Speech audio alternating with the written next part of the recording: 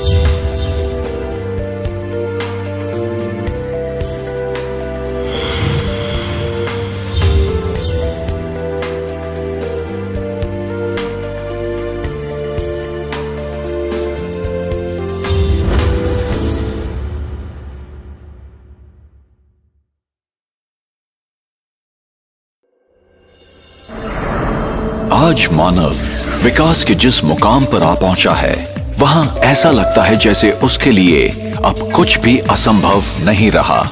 हमने समय की गति के साथ अपूर्व उपलब्धियां करते हुए गौरवशाली सभ्यता का निर्माण किया है। विश्व संचार एवं तकनीक ने एक ऐसी दुनिया बना दी है जो कभी केवल हमारी कल्पना में बसती थी। अब विश्व एक वैश्विक ग्राम बनकर रह गया है। प्रत्येक दिन हम असंभव को संभव करते हुए एक ऐसी दुनिया बनाते जा रहे हैं जो सीमाबद्ध नहीं है। ऐसी दुनिया जिसमें कोई भी बात हमारी इच्छाओं को सीमाओं में बांध नहीं सकती। इस पर भी हमारी विकास की दौड़ अभी समाप्त नहीं हुई है। वास्तव में हमारा लक्ष्य क्या है? क्या हम विकास की इस दौड़ में स्वयं को तो नहीं भूल गए हैं? प्राचीन काल से लोग एक सरल सत्य की खोज व अनुसंधान में लगे हुए हैं कि मेरा स्वयं का परिचय क्या है। एक शाश्वत सत्य, कौन हूं मैं?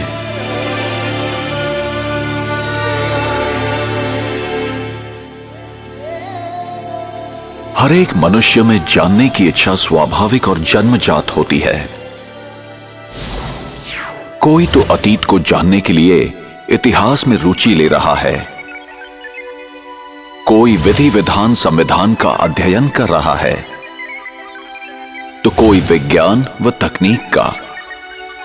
यह कितने आश्चर्य की बात है कि मनुष्य अनेक बातों को तो जानता है लेकिन स्वयं को नहीं जानता। कोई तो स्वयं को एक शरीर मानता है, तो कोई अपने आप को मन या फिर कोई मस्तिष्क मानता है। भले ही ये सब हमारी पहचान के विषय में कहा जाता है, फिर भी ये प्रश्न तो उठता ही है कि मैं आखिर कौन हूं? ऐसा लगता है कि इसका उत्तर बहुत जटिल है, लेकिन जब मैं कहता हूं मेरे पैर, मेरे हाथ और मेरा शरीर, तो इसका अर्थ क्या हुआ? क्या इसका सरल अर्थ ये नहीं कि मैं ये हाथ, पैर व शरीर नहीं हूं? तो ये कौन कह रहा है मेरा शरीर? वो मैं कौन है? वैज्ञानिक एवं डॉक्टर मन, बुद्धि, मस्तिष्क इत्यादि चीजों की चुनौतियों के विषय में असमंजस में हैं। यहां तक कि निकट मृत्यु की अनुभूतियां, देह के बाहर की अनुभूतियां, स्वप्न, पूर्व जन्म की स्मृतियां आदि भी तर्क संगत नहीं लगते। पुनः वही प्रश्न उठता है कि इन सबको बताने वाला एवं अनुभव करने वाला कौन है? कभी कभी हम ऐसे प्रतिभावान बच्चों को देखते हैं जिनमें असाधारण योग्यता अल्प आयु में ही प्राप्त होती है। क्या कभी हमने ऐसी अद्भुत घटना के विषय में सोचा है? अब प्रश्न है, क्या शरीर मस्तिष्क के साथ अपने आप में संपूर्ण है? शरीर के विभिन्न अंगों को कौन चलाता है? मस्तिष्क को समय अनुसार सही संकेत देने वाला कौन है? क्या शरीर विभिन्न कोशिकाओं का समूह मात्र है जिसमें जैविक क्रियाएं चलती रहती हैं? तंत्रिका प्रणाली का संचालन, हार्मोन्स को प्रभावित करना, रक्त संचालन, श्वसन क्रिया, पाचन क्रिया आदि के संकेत कौन भेजता है? मृत्यु पर्यंत शरीर की क्रिया प्रणालियों को सुचारू रूप से कौन चलाता है? जरा सोचें, संकल्प कहां से उत्पन्न होते हैं? देह के साथ उनके अंत व्यवहार कैसे होते हैं? क्या विचारों का मूल स्रोत मस्तिष्क है या मस्तिष्क का भी संचालन करने वाला कोई और है? क्या संकल्प भौतिक हैं या पराभौतिक?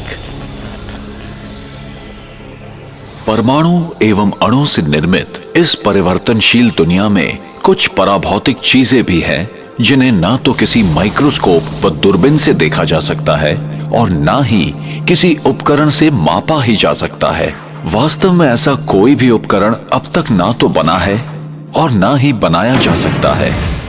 उनको खोज निकालने की एकमात्र विधि है अंतर्मुखी हो, गहन शांति में स्थित होना।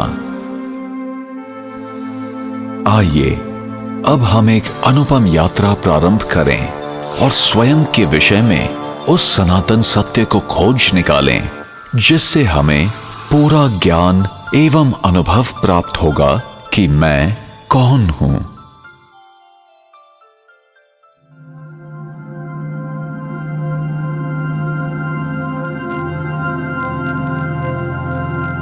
ये मैं नहीं हूं,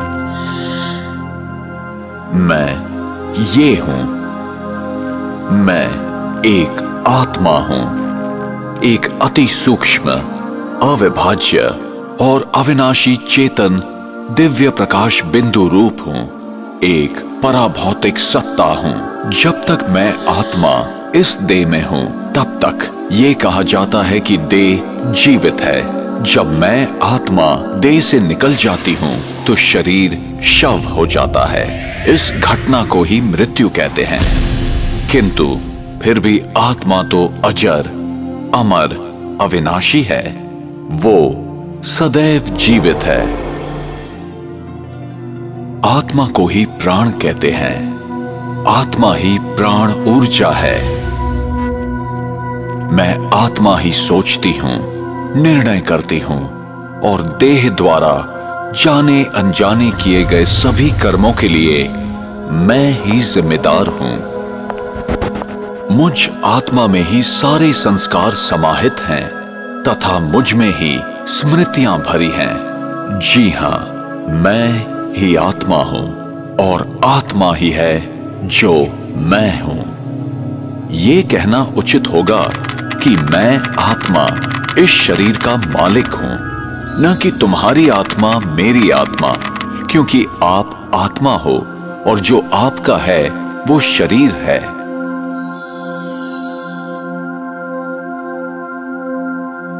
मैं आत्मा आकार में अति सूक्ष्म हूं। मैं अविभाज्य हूं। कोई शस्त्र मुझे काट नहीं सकता। अग्नि मुझे जला नहीं सकती। हवा मुझे उड़ा नहीं सकती और पानी मुझे भिगो नहीं सकता। कोई भी भौतिक पदार्थ मुझ आत्मा के पथ को रोक नहीं सकता। मैं आत्मा अविनाशी हूं और मेरा अस्तित्व सनातन है।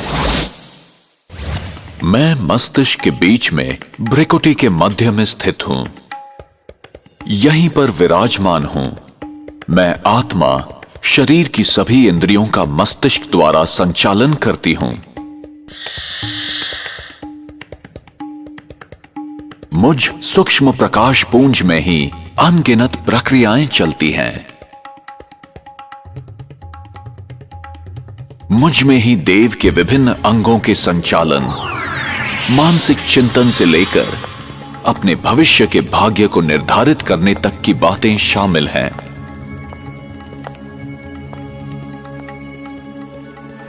मैं आत्मा स्वतः ही ये जानती हूं कि मेरे शरीर के लिए क्या ठीक है और क्या नहीं, लेकिन मैं ये भूल गई हूं कि उस ज्ञान को किस तरह प्राप्त करूं।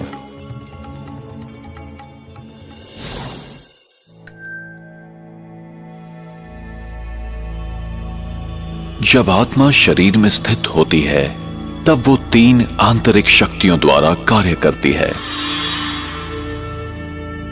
ये शक्तियां हैं मन, बुद्धि और संस्कार। मेरे संकल्पों की रचना का आधार हैं भूतकाल के अनुभव, प्रभाव, स्मृतियां तथा दूसरों द्वारा प्राप्त जानकारियां। आत्मा में निहित संकल्पों की रचना और अनुभव करने की शक्ति को ही मन कहते हैं। कभी कभी ऐसे विचार मन में प्रकट होते हैं जिनकी हमें जानकारी भी नहीं होती और वे निरंतर बहते रहते हैं। ये कैसे होता है? इसका कारण है अवचेतन मन में संचित पूर्व कर्मों की सुषुप्त स्मृतियां। मन में उठने वाले संकल्पों का स्वरूप कुछ भी हो सकता है, जैसे अच्छा या बुरा, समर्थ या व्यर्थ, सकारात्मक या नकारात्मक। संकल्प एक विचार भी हो सकता है। प्रायः संकल्प मुझे कुछ करने के लिए निर्देश देते हैं। मैं आत्मा निर्णय लेती हूं कि ये करना है या नहीं, अभी करना है या बाद में, ये अच्छा है या बुरा, आदि आदि। संकल्पों को निरीक्षण करने तथा निर्णय करने की आत्मा की इस क्षमता को ही कहा जाता है बुद्धि। निर्णय के आधार पर मैं आत्मा कर्म करती हूं। कर्म आत्मा में अपनी छाप छोड़ता है, जिसका प्रभाव फिर विचार शैली पर पड़ता है और इसे ही संस्कार कहा जाता है। कुछ संस्कार हल्के, कई मध्यम या बहुत गहरे भी हो सकते हैं। बहुत गहरे संस्कार कर्म के रूप में प्रत्यक्ष होते हैं। ये कर्म आपकी चेतन, अर्धचेतन या अचेतन अवस्था में भी हो सकते हैं। ऐसे गहरे छाप स्वप्न के रूप में निकलते हैं।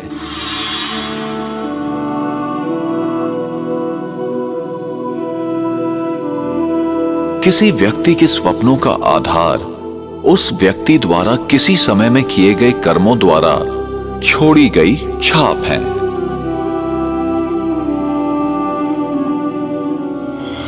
उदाहरण के लिए, कभी कोई व्यक्ति किसी दूसरे व्यक्ति को कुत्ते द्वारा काटते हुए देखता है या कुत्ते ने उसे ही कभी काटा हो,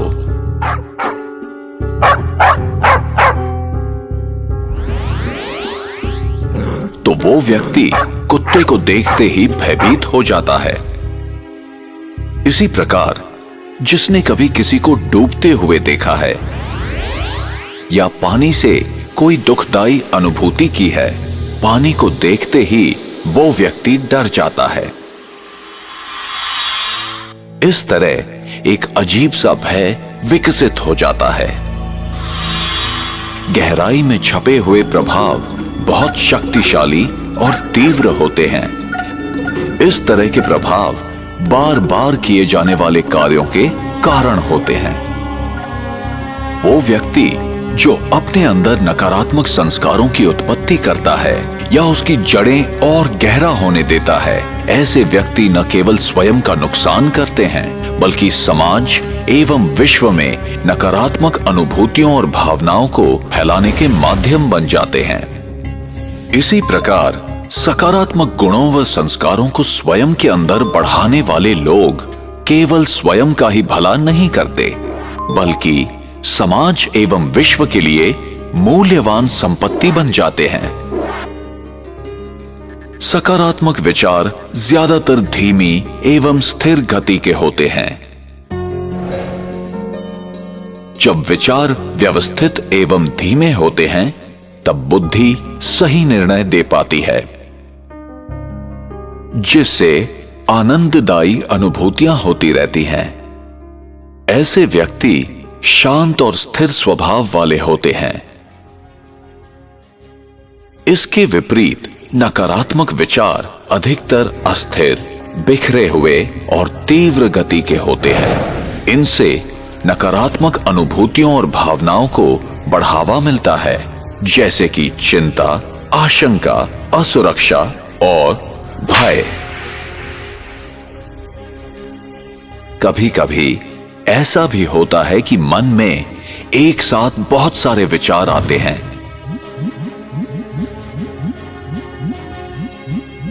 परिणाम स्वरूप बुद्धि सही निर्णय करने में सक्षम नहीं होती और व्यक्ति भ्रमित हो जाता है।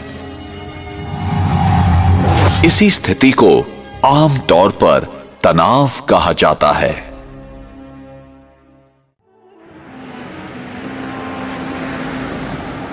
एक कार और एक ड्राइवर का उदाहरण आत्मा और शरीर के मूल अंतर को समझने के लिए उपयोगी है। अगर आप अपने शरीर को एक कार मान लें, तो आप आत्मा इसका ड्राइवर हैं। जैसे ड्राइवर गाड़ी को नियंत्रित करता है, घुमाता है या रोकता है, वैसे ही आत्मा शरीर की विभिन्न गतिविधियां करती है। कितनी भी अच्छी गाड़ी हो, बिना ड्राइवर के नहीं चल पाती।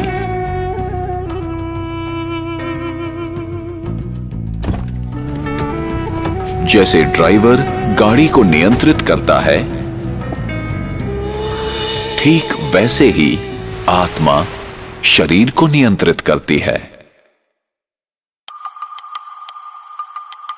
मैं ही वो हूं जो गले, मुंह और जुबान का उपयोग कर बोलती हूं।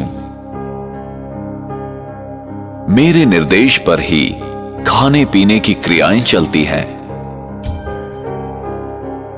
इसी तरह मैं आत्मा कानों द्वारा सुनकर आवाजों को ग्रहण करती हूं। अगर शरीर को कोई कुछ छू जाता है तो त्वचा द्वारा मैं ही महसूस करती हूं और मैं आत्मा आंखों द्वारा देखती हूं।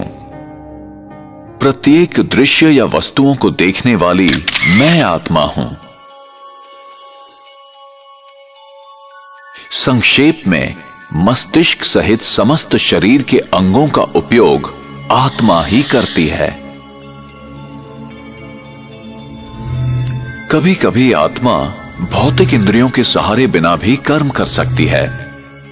इस घटना को ESP यानी एक्स्ट्रा सेंसरी परसेप्शन अथवा छठी इंद्रिय भी कहते हैं।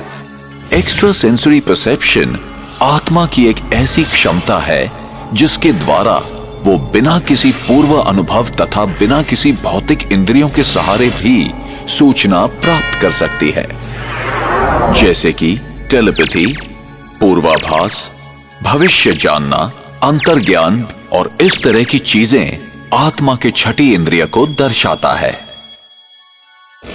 मैं आत्मा ही संकल्पों की रचना करती हूं जो पराभौतिक है। अब प्रश्न यह है कि मैं अपने आप को आत्मा कैसे महसूस करूं?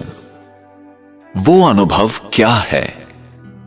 ये शब्दों में वर्णन नहीं किया जा सकता, क्योंकि इसे केवल शांत मनस्थिति में ध्यान योग के अभ्यास द्वारा ही अनुभव किया जा सकता है। फिर भी हम इस विचारधारा को समझने का प्रयास करेंगे। जरा सोचें कि एक बड़ा सा नकली मानवीय शरीर अपने सभी अंगों के साथ है। अगर आप आंखों की खिड़की के पास इस शरीर में एक कुर्सी पर बैठे हुए हैं, तो फिर आपको क्या अनुभव होगा? जब आप आंखों की खिड़की के भीतर से झांक रहे हैं, तो क्या आप अपने आप को इन आंखों की खिड़कियों से अलग महसूस नहीं करेंगे? आत्मा भी शरीर में बैठकर ऐसे ही महसूस कर सकती है कि आत्मा और शरीर अलग हैं। अगर एक व्यक्ति दूसरे व्यक्ति के चेहरे को देखते हुए प्रतिक्रिया कर रहा है, तब उसकी प्रत्येक प्रतिक्रिया सामने वाले व्यक्ति के चेहरे के हाव भाव पर आधारित होती है। विश्व का प्रत्येक मानव मन की शांति की आकांक्षा रखता है, जीवन में खुशी पाना चाहता है, प्रेम करने और पाने की इच्छा रखता है, शुद्धता और पवित्रता को पसंद करता है।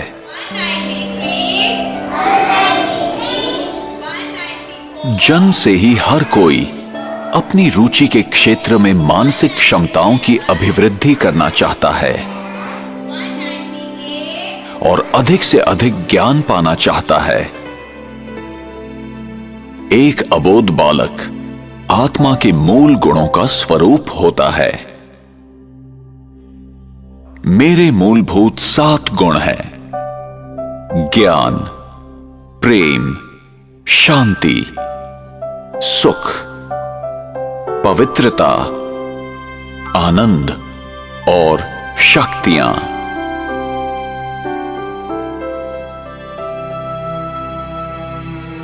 मौलिक रूप से हर व्यक्ति इन गुणों का पैदाइशी अधिकारी है। इन 7 दिव्य गुणों का स्वरूप है।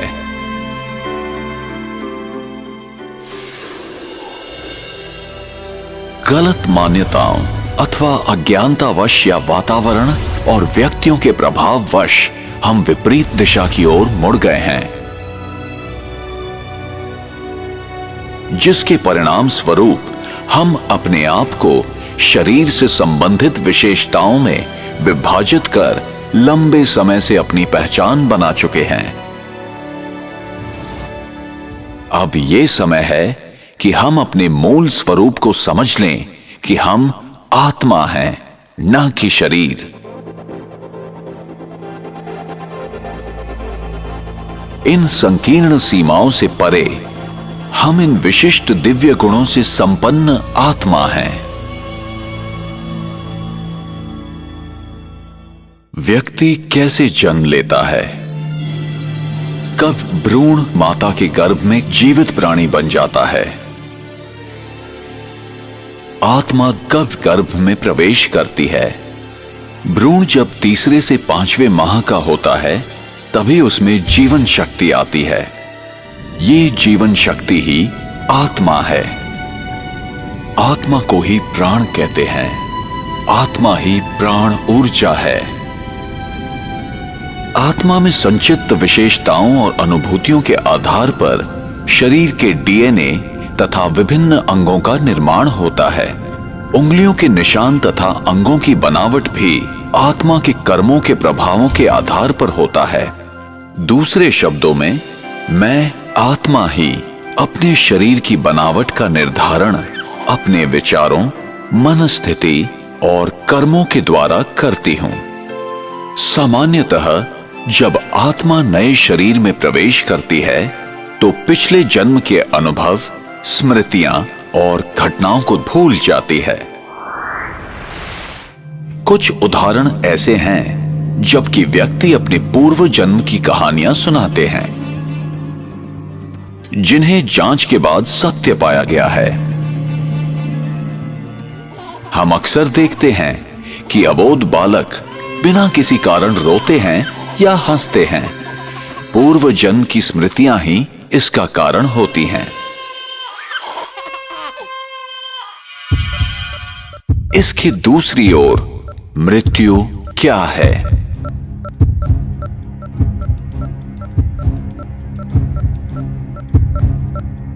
और मृत्यु के बाद क्या होता है? एक जीवित व्यक्ति कैसे मृत शरीर के रूप में परिवर्तित हो जाता है? मृत्यु वो स्थिति है जब आत्मा शरीर छोड़ देती है।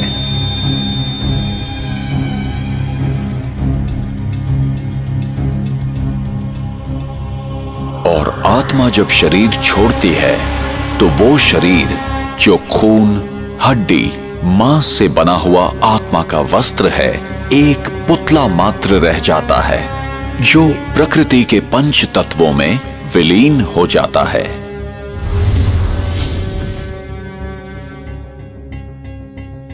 अपने पुराने शरीर को छोड़ आत्मा दूसरी माता के गर्भ में प्रवेश करती है। मनुष्य आत्मा पशु योनि में नहीं जाती। जैसे सेब के बीज से कभी संतरे का वृक्ष नहीं निकलता, वैसे ही मनुष्य आत्मा सदैव मनुष्य शरीर ही धारण करती है। आत्मा जब भी किसी नए शरीर को धारण करती है तो वो अपने नए मित्र संबंधी और अपनी एक नई पहचान बनाती है। जैसे कोई नाटक में कलाकार अपने अनुरूप वस्त्र पहनकर एक निर्धारित समय में अपना अभिनय करता है, ठीक उसी प्रकार इस विश्व रंगमंच पर आत्मा भी एक कलाकार की तरह अपने निर्धारित समय पर अभिनय करती है। और जब शरीर अधिक उम्र, बीमारी या किसी घातक चोट के कारण बेकार हो जाता है, तब आत्मा शरीर को त्याग देती है और जन्म उपरांत जन्म लेती जाती है। इसी प्रकार जीवन एवं मृत्यु का ये अविनाशी चक्र इस संसार में चलता रहता है।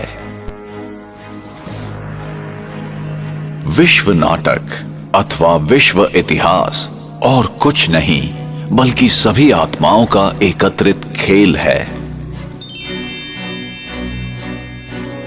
आत्मा परम धाम में तब तक इंतजार करती है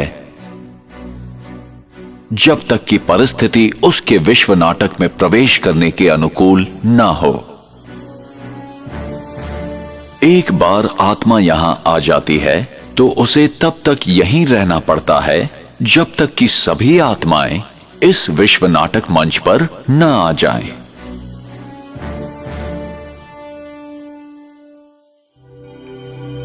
कर्म के सिद्धांत मनुष्य मात्र के अस्तित्व को बनाए रखने के लिए होते हैं। हमें कर्म का फल मिलता ही है, यही कर्म का नियम है अथवा क्रिया व प्रतिक्रिया का सिद्धांत। ये कैसे निर्धारित होता है कि कौन सी आत्मा किस गर्भ में और विश्व के किस कोने में जन्म लेगी, नर या नारी, किस रूप में? ऐसे अनेक प्रश्न हमें विवश करते हैं सही उत्तर की खोज के लिए। हम यहां क्यों हैं? मैंने यहां जन्म लिया और उसने वहां क्यों? मैं इस प्रकार का हूं और वो उस प्रकार का क्यों है? ये चीजें इस प्रकार क्यों हैं? क्या कोई ऐसा लिख देता है कि इसे ऐसा ही होना चाहिए? हमें कर्म का फल मिलता ही है, चाहे इस जन्म में या किसी भी जन्म में, और उत्तर सिर्फ इसी अविनाशी सत्य में निहित है। जो मैं करता हूं उसी अनुसार पाता हूं। ये बिना किसी पक्षपात के होता है। यही कर्म का नियम है अथवा क्रिया व प्रतिक्रिया का सिद्धांत। विश्व का कोई भी नियम बदल सकता है, पर ये नहीं।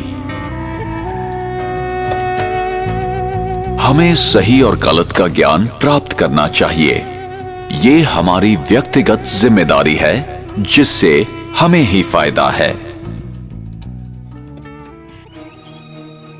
और हमें ये समझकर कार्य करना है कि हमारे किस कर्म का हम पर, समाज पर और पर्यावरण पर क्या प्रभाव होगा। उसका परिणाम अभी होगा अथवा भविष्य में। फल अच्छा होगा या खराब, प्रत्येक कर्म का फल मिलेगा ही। इसलिए कर्म करने से पूर्व जरा सोचें। जो कर्म सिद्धांत को नहीं समझते हैं, वे वर्तमान की घटनाओं को देखते हुए निष्कर्ष निकालते हैं।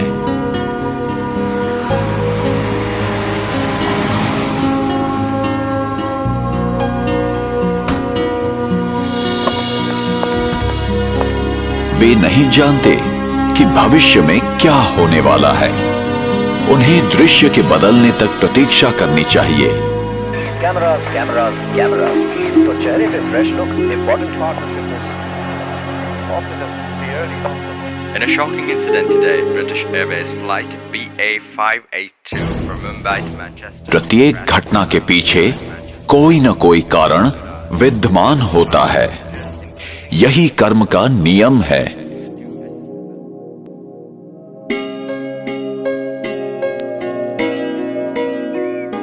मेरा भविष्य इस समय किए कर्मों पर निर्भर है।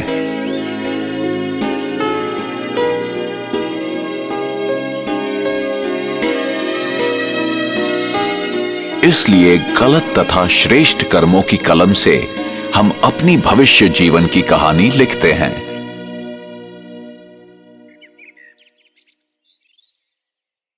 आप जो बोते हैं वही पाते हैं। प्रकृति कितनी अद्भुत है। इस संसार में करोड़ों व्यक्ति हैं, फिर भी प्रत्येक की उंगलियों के निशान अलग हैं। कोई भी दो डीएनए एक जैसे नहीं हैं। हम देखते हैं कि कोई भी दो व्यक्ति एक जैसे नहीं हैं। ये ऐसा इसलिए है कि कोई भी दो आत्माएं एक जैसी नहीं हैं। उनमें सिर्फ इतनी ही समानता है कि दोनों एक अविनाशी ज्योति बिंदु हैं। हम प्रत्येक व्यक्ति के व्यवहार में, तौर तरीके में, सोच में, रहन सहन में अंतर देखते हैं। संक्षेप में प्रत्येक आत्मा का व्यक्तित्व भिन्न है। इसलिए मैं अपने आप में विशिष्ट हूं। मैं किसी से कम नहीं हूं या किसी से बड़ा नहीं हूं। जब मैं महसूस करता हूं कि मैं संसार में अद्वितीय हूं, मैं यहां अपना एक विशेष किरदार निभाने और जिम्मेदारी पूर्ण करने आया हूं, तो मैं अपना भविष्य गढ़ सकता हूं। मैं आत्मा, अति सूक्ष्म दिव्य ज्योति बिंदु हूं। ये शरीर और संसार जिसमें मैं रहता हूं, एक दूसरे से सूक्ष्म, भावनात्मक एवं अदृश्य संबंध में जुड़े हुए हैं। मेरा प्रत्येक विचार, आचरण और कार्य मुझे और सारे विश्व को प्रभावित करता है।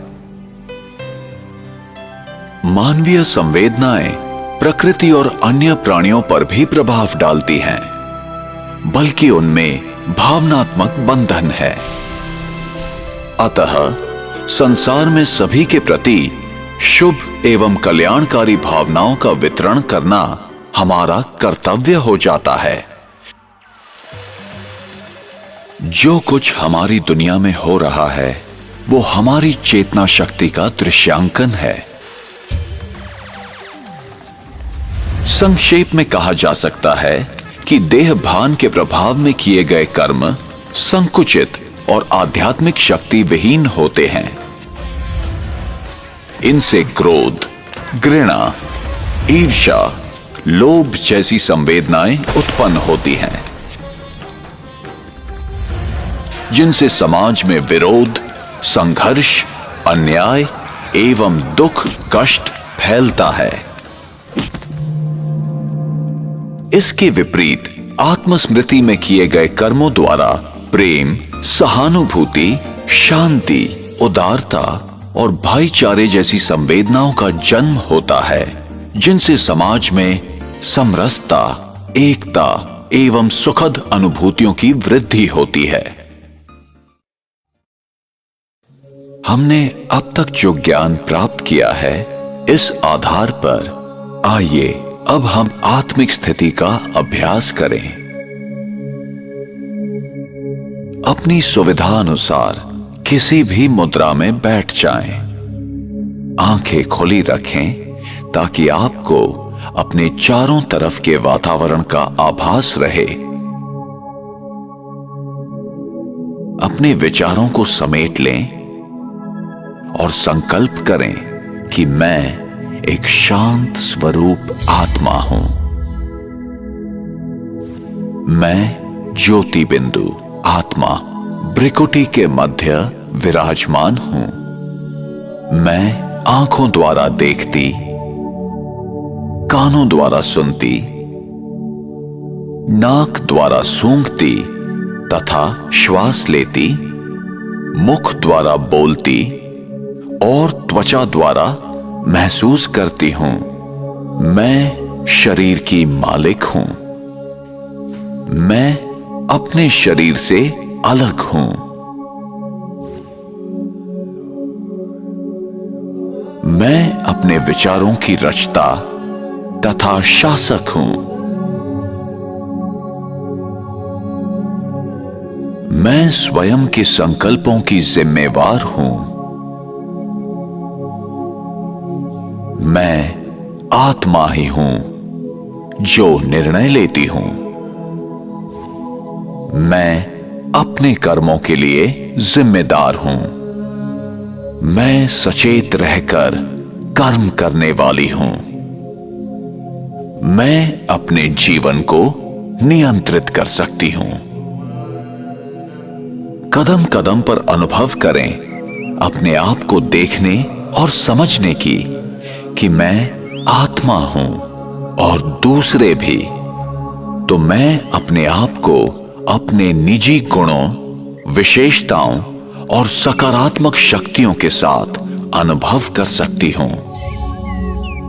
मैं कौन हूं और मेरा आंतरिक स्वभाव क्या है, इसकी सही जानकारी मेरे दृष्टिकोण को दूसरों के प्रति बदलता है तथा दूसरों के प्रति अच्छे संबंध बनाने में हमारी मदद करता है और मुझे अपने आप को जानने की समझ मिलती है।